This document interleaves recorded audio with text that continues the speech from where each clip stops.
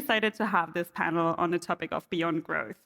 I was all in and very early shooting my shots to moderate this panel and steal it off Leo and Janina's hands. And bear with me for a moment, because I would like to explain why. When looking at the growth of an economy, we talk about exponential growth. Especially since the COVID pandemic, we all understand what exponential growth means. And I mean, not just in theory, we could really feel it then. We can remember all these hockey stick graphs where things seem stable for a really long time and then shooting up dramatically. When I dived into the topic of growth when preparing for this panel, I came along this example of a chessboard. A chessboard has 64 little squares on it. And if you put 1 grain of rice on the first, then 2 grains of rice on the second, 4 grains on rice, you get the idea, doubling it each time. What number do you think you'll get at square 64? Any of you know? It's a 19-digit number. Yep. It's 9 quintillion, 223 quadrillion, 372 trillion, 36 billion, and 854 million. So you start at this 1, 2 rice grains, and you end up at this 19-digit number. However, I think it's still a very abstract concept, especially when it comes to economic growth. When I was in school, I remember that I've learned that we want a 2 to 3% GDP growth every year. Then the economy will be happy, healthy, and we'll all be good. I know that that is basic school teaching, but it did stick in my mind until today. But what does a 2% growth of GDP every year mean? It means that our economy doubles about every 35 years. Currently, we're on a prognosis for 3.2% growth of the global GDP in 2024. That would mean our world economy doubles every 22 years. People might ask, isn't that a good thing? So that's why I would like to bring up energy consumption, as Leo and Carlos just discussed. Energy and consumption and economic growth are correlated. And believe me, during my studies, I spent countless hours on trying to get rid of that correlation. Didn't quite work out.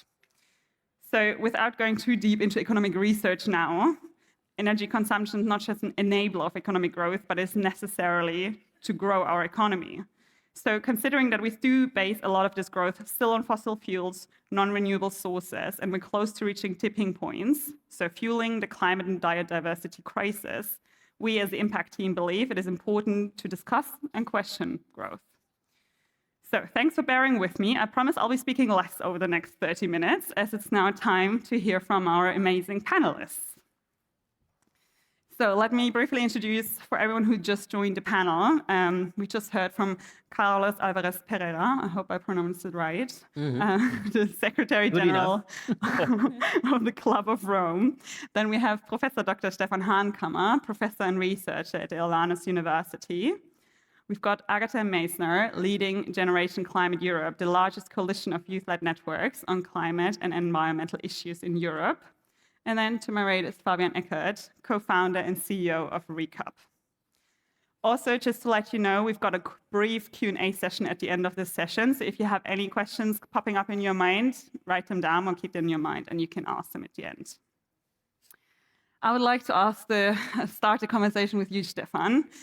Since you have the research perspective in mind, could you explain us the different terminologies a little bit? We've talked about beyond growth a lot, but then we hear terms like post-growth, green growth, degrowth. Can you just give us a brief explanation of these terms? Yeah, of course. I mean, first of all, I think it's clear that this is one of the pretty complicated topics at this festival. And you talked about the elephant in the room. Probably growth is also one of the big elephants in the room, because we've all learned in business schools, in companies and society that growth is the most important aspect of our economy. Yeah, if we have growth, the economy works well. If not, we don't. And now, for those who are new to that discussion, probably all the concepts that have come up in order to update our understanding of a well-working economic system might seem very confusing. So it's a little bit of jungle. You already said green growth, degrowth, post-growth, regeneration we heard about. And they all share as a commonality that they want to update our way of thinking about economics so that we can stay within our planetary boundaries, which we currently aren't. So that means the shared understanding is our current system is unsustainable. So that's a common ground. Now the differences. So first of all, green growth has the optimistic idea that we can decouple environmental destruction from economic development through technology, innovation, and so on, so that we can still grow, but differently, not blindly, but sustainable. Degrowth, well, comes to an entirely different view, saying that decoupling will not be possible, at least not sufficiently quick enough, and so on. So therefore, in order to prevent disaster, we need to degrow actively consumption and production, at least in the wealthy countries, in order to move towards a steady state economy or something like that. Post-growth is something in between those two, one could say. It's rather an idea of being agnostic to growth. Growth is not the right indicator for measuring the success of our economy. Instead, it's well-being, planetary health, well-being, social well-being, and so on. And maybe some areas might grow and others don't. So we need other indicators in order to measure that. And our regeneration, well, it's maybe a little bit on a different level than the other three, but the core idea is to bring back to life, to design an economy that enables us to come back to, well, full viviality or something like that. Is a regenerative economy a post-growth economy, a degrowth economy, or a green growth economy? Well, we should discuss that probably because they're very different views. Yeah, but maybe that as a first overview for that. Yeah, thanks for that. Maybe a quick follow-up question to that. You just mentioned, can that work together, regenerative focused economy and traditional growth paradigms? What's your personal take on that? Well, it goes probably in the direction of post-growth, because what it puts in the center of attention is clearly not economic growth per se, but instead the restoration and regeneration of our socio-ecological systems. And there might be many, many activities in the economy that contribute to that, but there are others that don't. So that lead us automatically to a situation in which we deny that blind focus on economic growth, but instead something else. And if we come up to a situation in which we say, well, for the well-being on this planet, for this restoration and regeneration, we need to degrow certain areas, well, then that might be the implication for that. But that's subsequent. It's a means to an end for the end of, well, full viviality and coming back to life. Yeah, thanks for that take. Maybe also when we think about the history of post-growth, degrowth, limits to growth theories, Carlos, I think you're our expert on that. The Club of Rome has published the first report on limits to growth in 1972. Now it's 2024 and we're still talking about that. Could you briefly summarize what has happened over the last 50 years? Like, has the message of the report changed, or are there specific key messages we haven't learned yet? The message of the report has not changed and has been confirmed over the years. I mean, because what people generally don't know is that there are people who have been comparing, more or less every decade. Researchers independent from the Club of Rome have been looking at, what did the Club of Rome say in the limits to growth and what truly happened. And it's a bit frightening to say that the evolution, the real evolution, since then has been following the business as usual, the standard run in the language of the limits to growth. By the way, the limits to growth was not a prediction exercise at all. It was a modeling exercise and a simulation of multiple futures, many different scenarios for the future. And the problem is that through these periodic reviews, assessments, what we see is that we have been following exactly the same path on which we were, the standard run or business as usual, which is one of those leading to potential collapse because of the combination of exhaustion of non-renewable resources and pollution. But the main message, which was we were not good in transmitting that message. I must confess, we sold millions of copies of that book, but there was a backlash based on the idea that, these guys of the Club of Rome are doomsdayers, prophets of the apocalypse, which is exactly the opposite of what we are, because the main message is, but we can make it. We can learn our way out of this mess, and we can reach situations of balance. And that has been confirmed also over the years. We, at least for the moment, at the academic level, and this is the challenge now, how do we transform, and I loved your categorization of the different models, how do we transform that academic knowledge that, yes, we can make it, but now it's how. And this is where we are now in the Club of Rome, also in trying to push for the inquiring into this how do we do that change. Speaking about how we can get that change done, Agatha, in the last Generation Climate Europe report, sustainability was emphasized as a key component of prosperity, so kind of rethinking the way we also measure prosperity these days. Do you think this vision can be achieved when so many countries still cling to growth-based models? Yeah, I think you're certainly right. The system itself, as we've heard, is very much growth-based. I think there is a lot of obsession with growth on different levels, on the levels of our governance, of our social systems, our economic systems, our environmental systems. But I think it's also important to notice, especially in the last 5 years, that there is a slow change coming from different levels. So it was 2018, the Wellbeing Economy Alliance started working with a couple different governments to establish Wellbeing Economy Governments Network. And it's a network of countries that basically put wellbeing economy as an indication of development. So we started with Scotland. We also have Iceland there, Wales, Finland, New Zealand, and Croatia. And it's interesting because there are several examples where you see that these alternative frameworks of thinking about which decisions do we take actually work. So in Wales is the only country that has a Future Generations Commissioner. It's changing now with, well, we'll see how it works, but potentially interesting development at the European level as well of the European Commission. But what it's connected to in Wales is what's called the Wellbeing of Future Generations Act. And it's an actual mechanism that allows you to evaluate certain policies. So a few years back in Wales, they stopped the development of a big road project and instead used that financing for public transportation system because it was crossing the natural reserve. So it was a very concrete measure, I think, of thinking, okay, how do we move away from growth as being the heart, the main component of making decisions, into valuing well-being, planetary and social well-being. And we're also seeing that at the national level, there are several countries now that have what are called the absolute resource consumption reduction targets. So basically looking at our material footprint and saying it's not just about reducing our greenhouse gas emissions, which is a very decarbonization perspective, but it's also looking at our resources and the materials that we're using.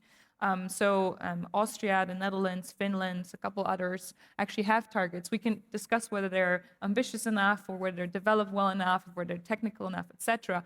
But I think the indication is there very, very slow that there is more and more interest into exploring not only the reasons behind moving beyond growth, but also the concrete measures that can go there. And I think that's what's really interesting. But I think when you're asking, can this really work where governments are doing this? I think the important question here is this just about following what governments are doing? Because what I hear a lot from companies, and I think this is a little bit the trap that we can fall into, is the idea of I'm going to act on sustainability, either if there is governmental policy that obliges me to do so, or when my customers indirectly or directly are asking for the change. And I think that completely ignores the responsibility that companies have in the system itself. And I think this is where this idea of redefining what good business is so important. We're taught in school, if you're spending more money than you have, then, this is not a good decision. But as a system, we're spending way more resources than we have. And that's not being questioned enough. So I would love to think of good business as a business that is mindful of planetary boundaries, that it's mindful of the fact that at its core, the value creation comes from that positive impact on future generations. Thanks so much for that point. I think this calls for Fabian's opinion, actually. Because, we have you here as the founder of Recap, who started off as a impact-driven startup, a sustainability-focused startup. For everyone who doesn't know what Recap is on the path of implementing a circular economy model in the area of cups and reusable dishes. from your experience from Recap or from all the startups you're probably in contact with, like how can these kind of businesses redefine success, or is that even necessary to think of new metrics to measure success and prosperity? Yes, I think when we look at businesses, we also look at the financing part of business, and I think that's what we talked about when before we discussed what we're gonna say or ask, what you're gonna ask in this panel. And when we look at the financing world of startups today, it's a lot about the economic growth. And I think when we build new business models, we have to make sure that we somehow manage to build them in a way that the economic, ecologic, and social perspective, or these pillars work together. So if one pillar grows, the others actually grow with it, or at least they don't affect the other pillars in a negative way.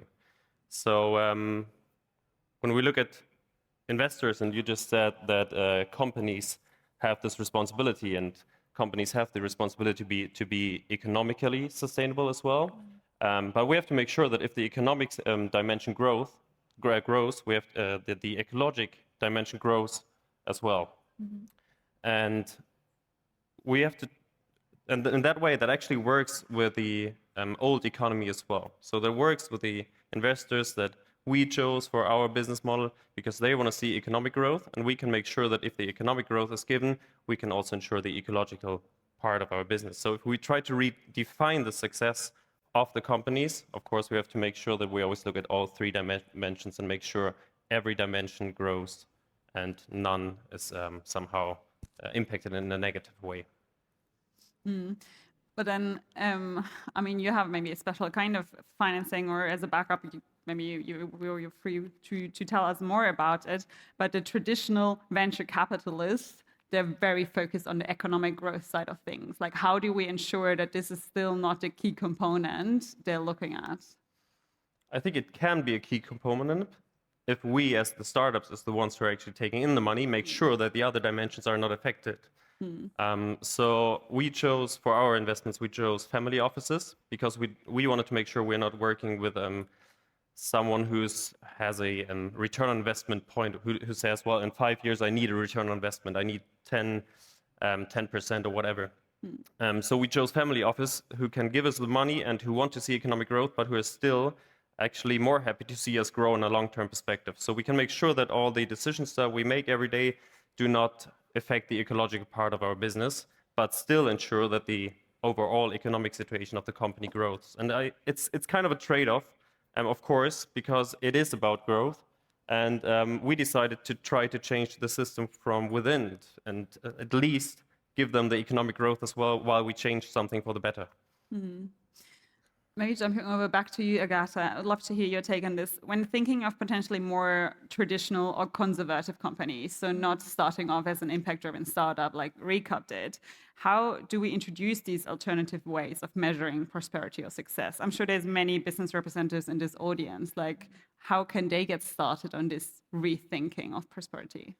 I think that's such an important question, because from my experience, having talked with many different corporate representatives, I think the number one predictor of whether they would be open to actually introducing something that can make a difference is the extent to which they're open to being uncomfortable. So, what I'm interested in is you sitting down and being able to say, right, we've been doing things a certain way in the last X years. We are open to understanding that there are certain assumptions that we might have been making. There are certain myths that we're operating on. And there is a different way of thinking about doing business and what does it mean to do good business.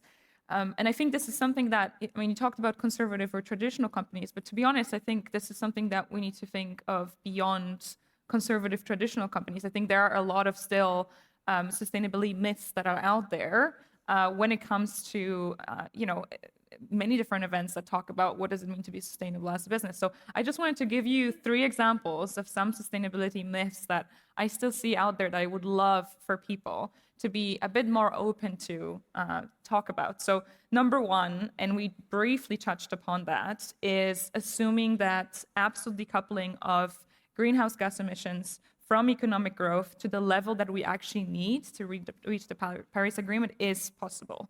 So 99% of the time when you hear about decoupling, you'll probably hear about relative decoupling, right? So that means that you do have a small rate at which emissions are growing. When you do hear examples when they're going down, that's typically very short term, not sufficient, not at a rate or size that we need it.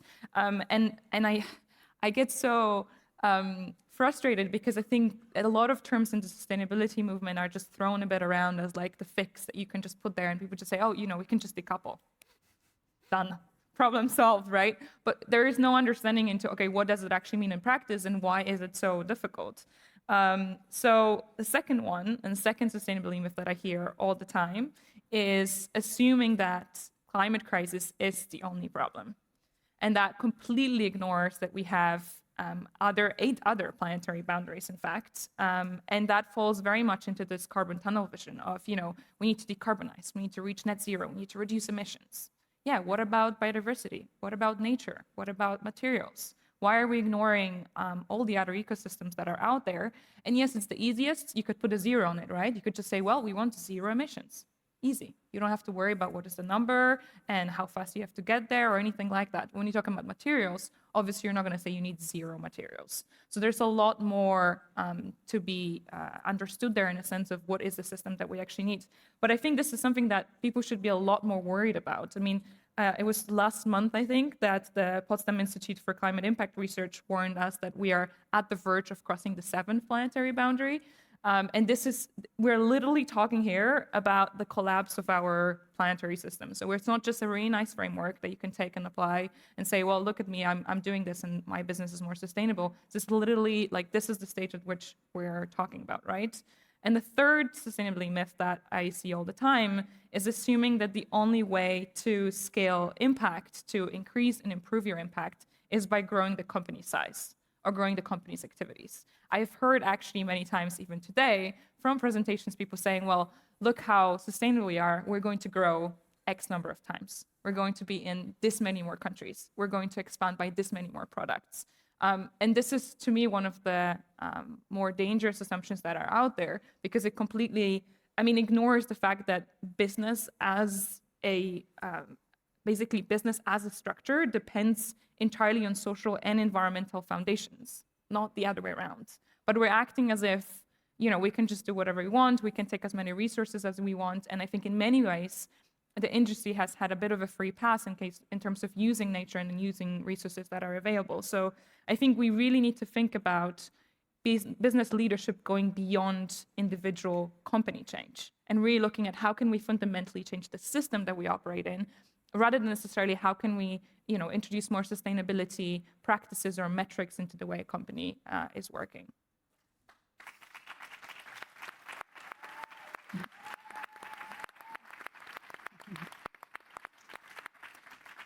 Yeah, that was a strong keynote. Yeah, that was some really, really good points. I think what you mentioned last, also touching upon Fabian, it was a bit more a microeconomic perspective and what the businesses itself can change to change the system overall. And with that being said, I want to get back to Stefan's point of view in that, because you're always preaching and embrace the complexity of this all. Right? Versus Fabian, who's more like, okay, we have to get things done. Like, don't overthink it, just get it done. And then when we're saying now, growth is not bad per se on a microeconomic level, when you look at business models like Recap, what's the macroeconomic perspective on this?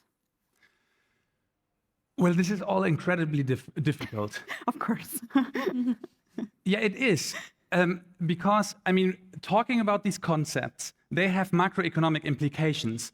On the entire economic scale, we need to have, certain outcomes. But what does that mean for the individual company? And I know that, within post-growth and degrowth research, there was a long period of time where there were no business scholars dedicating their time to that topic. Mm-hmm. So it was only discussed on the macroeconomic level and on a social science level, but not on the business level. And there are many different propositions. Well, companies should intend not to grow. there is an optimal size of an organization, so they should grow and then they have an optimal size, or they should still grow, but it's the system that needs to be designed in a way that the markets are reduced, for instance, in the degrowth context. And I would say, with regard to recap, we could probably easily understand that the growth of recap is not really important in itself, but it's really beyond your company. If the market, particularly of how do you call that? Single-use plastics, right? Single-use cups stays the same, and you just add your cups to that, we'll probably say, well, you are contributing to degeneration. You're not contributing to that decoupling.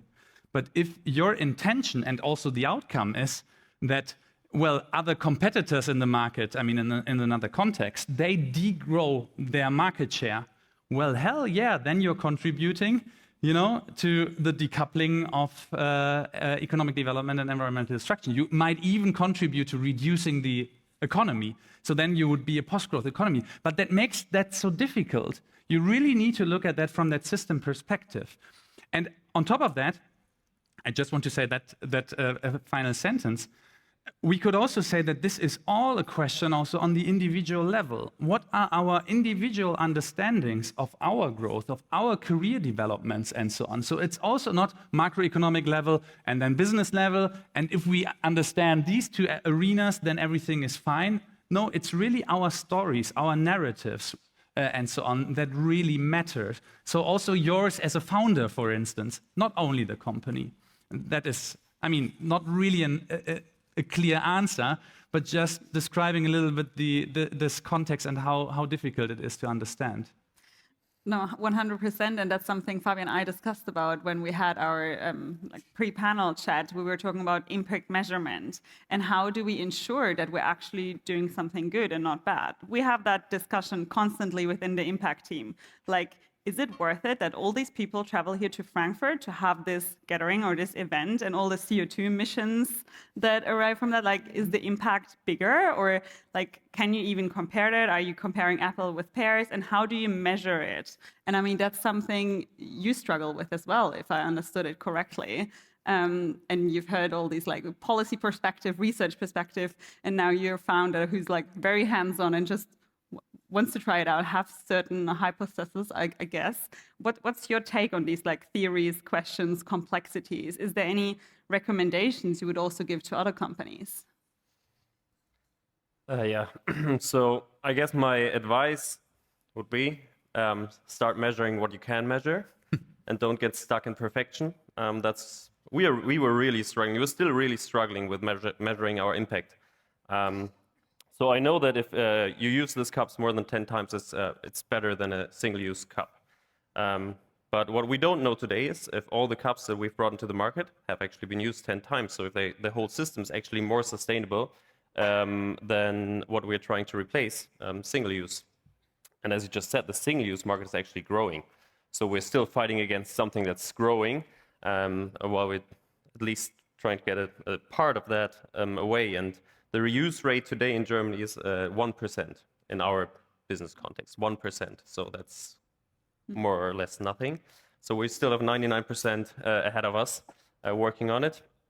But I think what's important is when you start, don't get stuck on measuring that.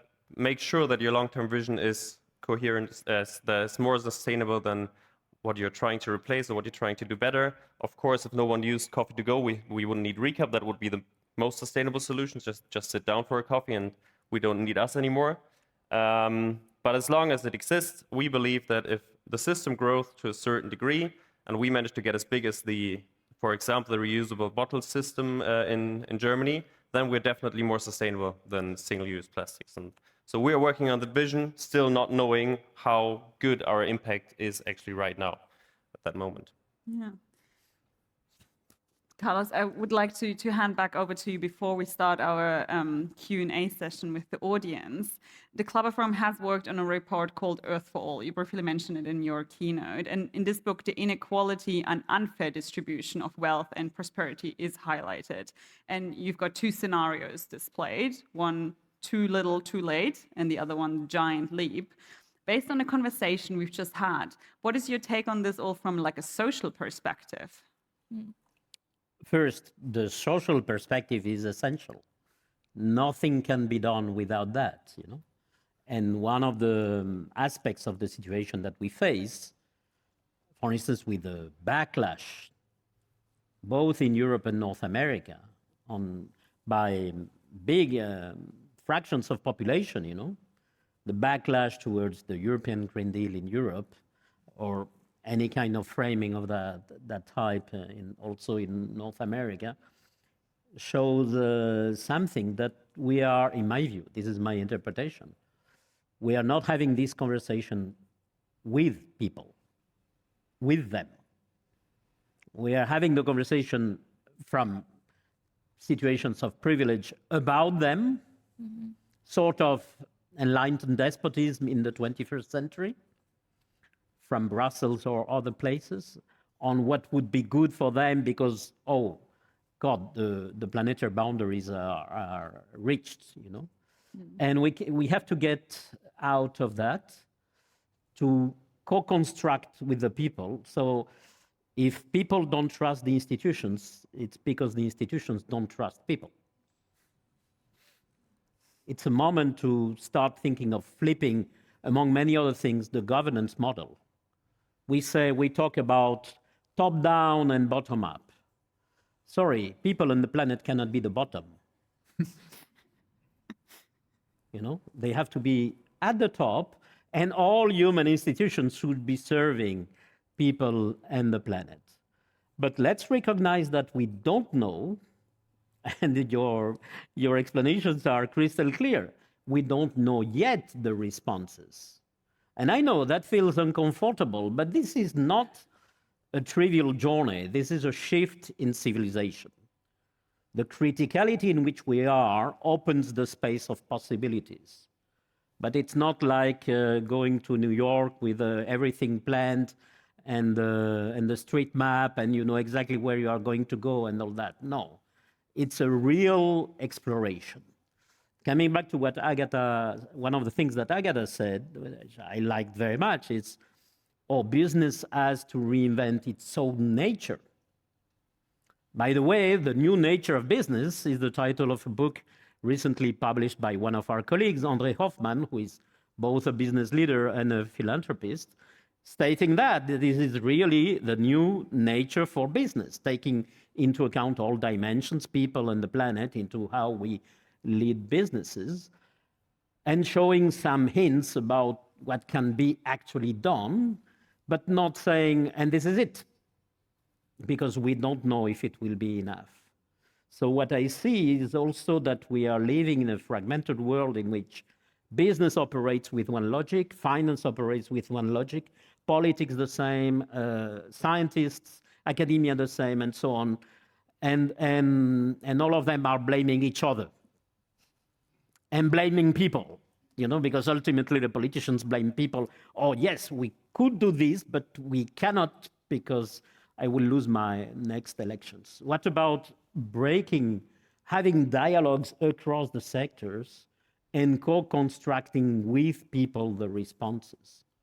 Because we have to start, I know that sounds like, wow, but we have to start rebuilding trust in our communities, in ourselves, for that journey, which is a journey of exploration. It's the emergence of new civilizations, nothing less than that. And it is super exciting and uncomfortable.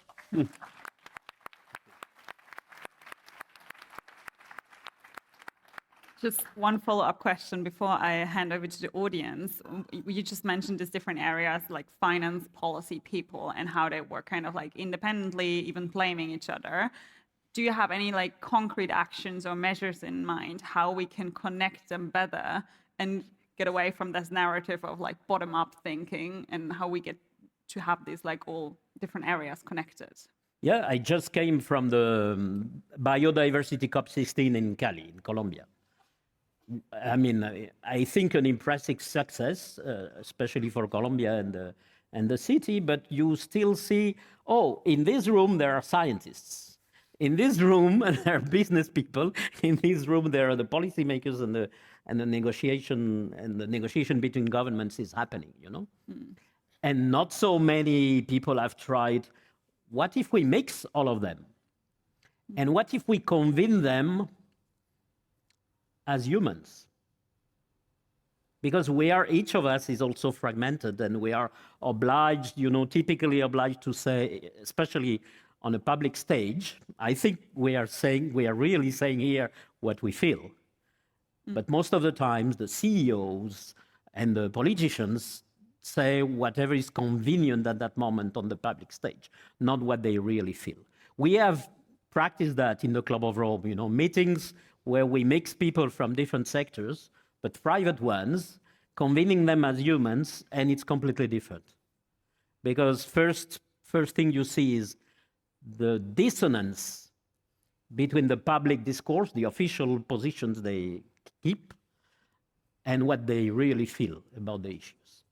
Big dissonance. And from there, the possibility of a positive energy coming out. Because sometimes they don't look like, but they are humans as well. Fair enough. All right, this is your chance. I think we've got maybe time for 2 more questions. So if anybody, I see a hand there. Any microphones on the way? Hello, thank you so much. My name is Lila, and if you're loving what Carlos is saying, that's perfect, because in the transformation stage, we're just going to talk exactly about that. So how do we create regenerative ecosystems of organizations working together? And my question for you, Carlos, is how do we not just think about our individual company, so like recap and what can I do as my company, but what if we all came together in this room today and said, this is what my company can do, this is what mine can do, this is where I need support, this is what I'm trying to solve.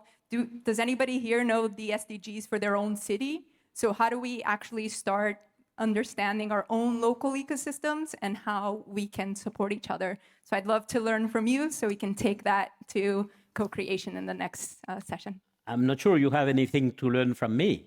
I mean, you are already doing that. How do we start? By starting, André Hoffman, in that book, The New Nature of Business, says something which is, I think, wise. He says this process requires courage and humility, which, living in the culture, the pandemic of narcissism in which we live, it's a strong statement.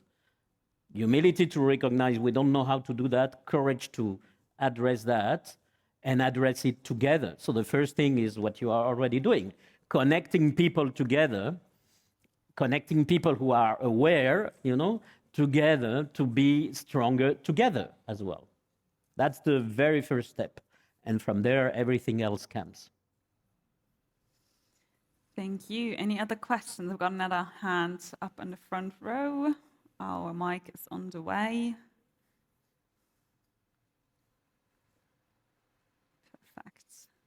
Emanuel Schlichter, hello.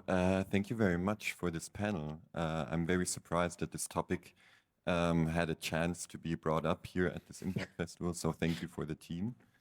So my question goes in a direction of time. I mean, we don't have that much time left, and I like the points you brought up, the narrative. We need bottom up from the grassroots down and bring everybody together. But how do we do that in a timely fashion? Because there's a lot of interest and a lot of policies in place that prevent that, because they worked very well for the last 40, 50 years, but now they prevent this change. So how do we do that? Do we do like a full stop and then we sit together and look how it goes, bottom up? Or do we wait for 10 more years and talk? Or how do we do that? Yeah, go ahead.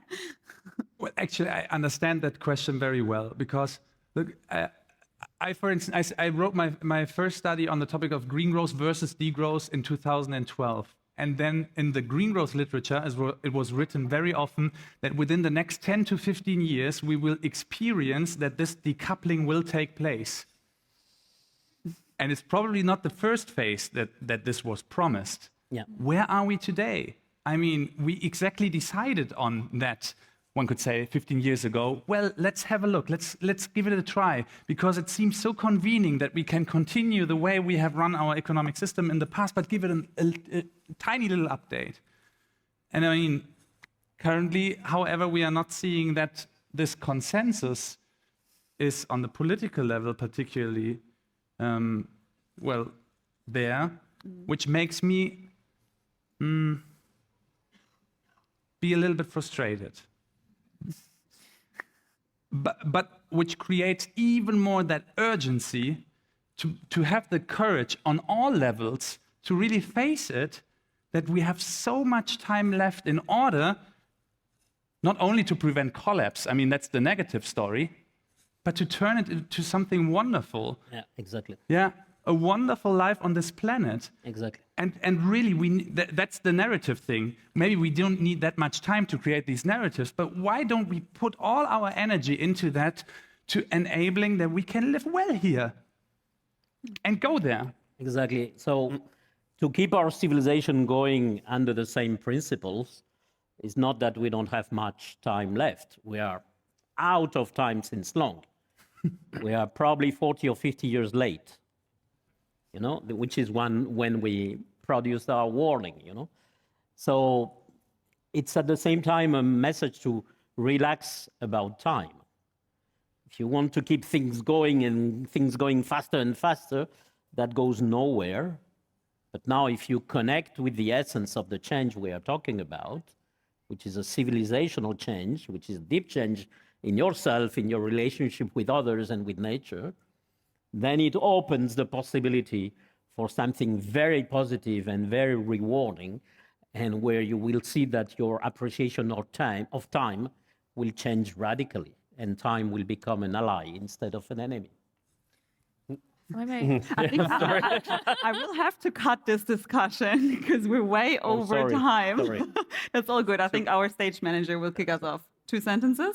2 sentences. It's just, I think it's super scary to listen to the overall topic all the time. It's like overwhelming. And so I would just say, just pick a problem and solve it. And just use your influence that you can have in your own life. And just pick something and solve it. And it's not so easy to get all the people on board, I guess. But yeah, that's my 2 sentences. So. What's your 2 sentences? In the youth climate movement, we say that the privilege of opportunity is a responsibility of action. So my reality is worrying about making sure that a few months ago, the nature restoration law passes, and it passed by 1%. My reality is looking at where we are now and realizing that in southeast Spain at the moment, there's a really horrible flood where many people are dying, which is one of the worst natural disasters we've had. It's realizing that there are people that are working at the local levels, at a very grassroots levels, who have very limited resources, who are doing this in their free time, and who are still pushing, even though we're always being told as young people that we are the ones that are bringing hope. I'm not interested in you telling me that I'm the one who's bringing hope. I'm interested in you actually taking action and using the privilege, the resources, the access that you have that we don't have in many cases to actually make a difference, to challenge the perspectives of people that are around you, and to use spaces like this one, not to yet again have the same panel and the same conversation and to tap each other on the back of how sustainable we are, but actually try to ask the difficult questions. And this is really what this should be about. Thank you so much.